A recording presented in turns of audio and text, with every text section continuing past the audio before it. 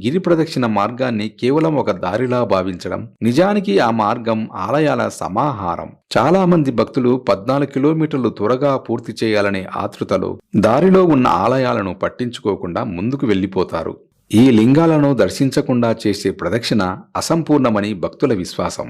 కనుక అరుణాచల గిరి చుట్టూ ఉన్న అష్టదిక్పాలకులు 8 దిక్కులలో 8 లింగాల రూపంలో కొలువై ఉన్నారు.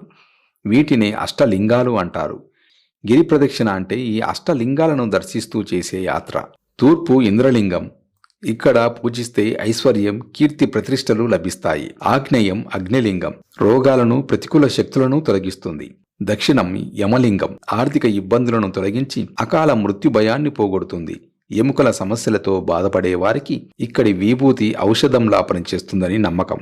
నైరుతి లింగం. సంతాన భాగ్యాన్ని, సుఖ సంతోషాలను ప్రసాదిస్తుంది. పడమర వరుణలింగం. జల సంబంధిత వ్యాధుల నుండి రక్షణ